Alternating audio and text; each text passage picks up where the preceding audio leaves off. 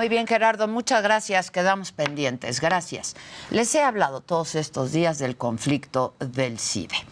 Y un gran historiador del CIDE, Jan Meyer, pues ha fijado postura sobre esta crisis del CIDE. Lo hemos buscado y lo tenemos ahora. Nos vamos a enlazar con él, Jan Meyer, vía Zoom. Jan, ¿cómo estás? Muy buenos días. Muy buenos días, Adela. Me da gusto saludarte. Igualmente, igualmente. En medio de todo esto, bueno, yo creo que tú has comentado que lo comentaste en la protesta del sábado, que este tema del CIDE, pues ya trasciende a la misma institución. Pues el CIDE ya tiene muchos años, es una institución muy establecida. A medio camino, o yo diría al final del primer tercio de su camino, tuvo una crisis cuando pues, el gobierno lo consideró como pues, un hueso a dar a políticos un poco sin chamba. Entonces en ese momento sí hubo una fase triste. Incluso frente a esa decadencia se pensó un momento dado desaparecer al CIDE, pero felizmente bajo la batuta algo rígida, fuerte, de Carlos Basrich, el CIDE resucitó. Y yo tuve la suerte de entrar justo en ese momento, en 1993, cuando el CIDE ya se había salvado.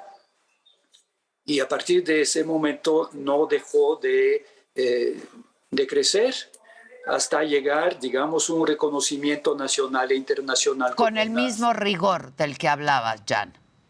Con el mismo rigor, una institución que ha formado...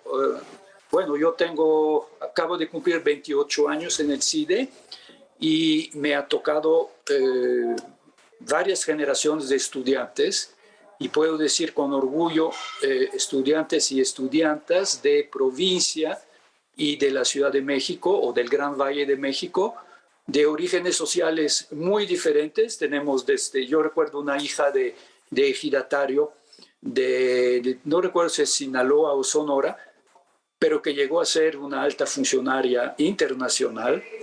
Y de manera paralela, la investigación del CIDE ha sido muy importante. A mí lo que más me gusta es la docencia, porque la investigación se puede hacer en todas partes, pero la docencia del CIDE se da en condiciones óptimas, con grupos pequeños de estudiantes. Ningún grupo puede ser mayor de 30, lo que significa que hay una atención personal. Eso, claro, depende de los profesores, pero hay profesores y profesoras que son realmente como, pues yo diría, padre o padrino o madrina de los estudiantes y los acompaña a veces desde la licenciatura hasta el doctorado. Oye, Jan, cuando dices que ya trascendió la crisis a la propia institución, ¿a qué exactamente te estás refiriendo?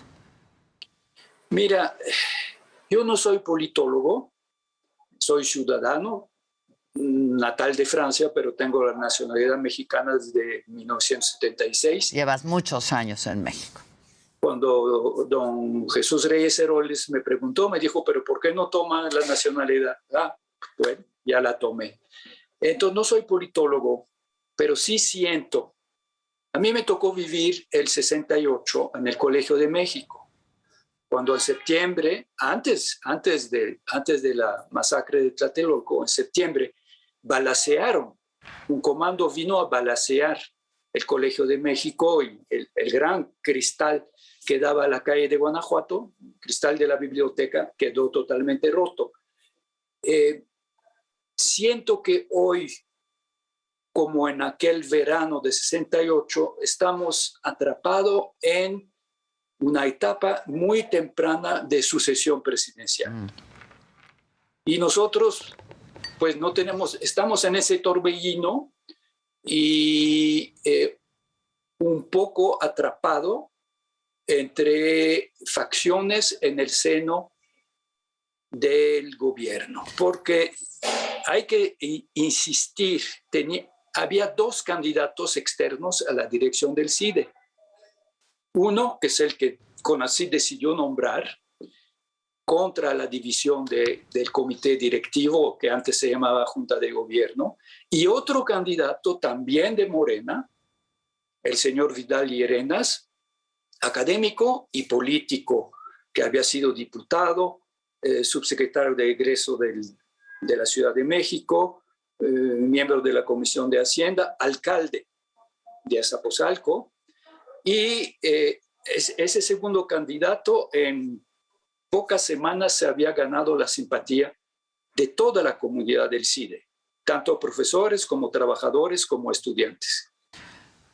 Y en el seno del gobierno tenía varios partidarios. Y por eso no hubo votación. Y por eso la doctora dijo, a mí me toca decidir quién es el director del CIDE.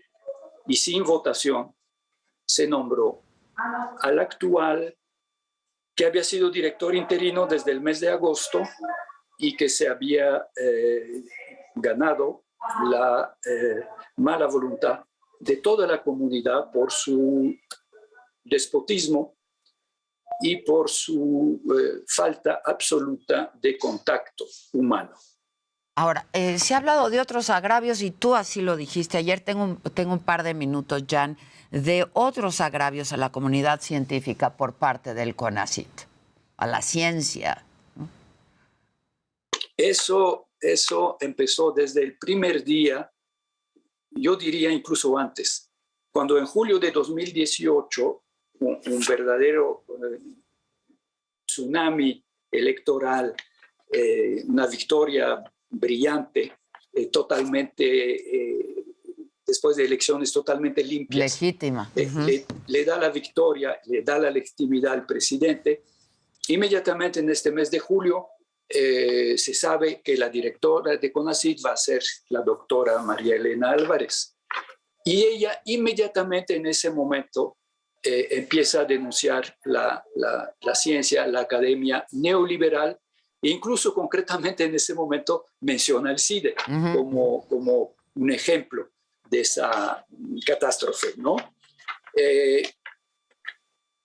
A partir de ese momento toma posesión ella en diciembre y se empieza a hablar de una nueva ley de ciencia, también una nueva ley de educación superior.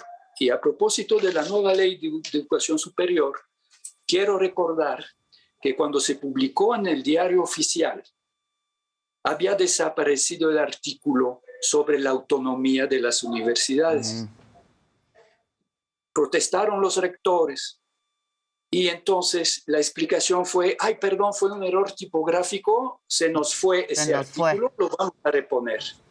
Fue necesario varios meses de espera, varias solicitudes de los rectores para que finalmente se repusiera.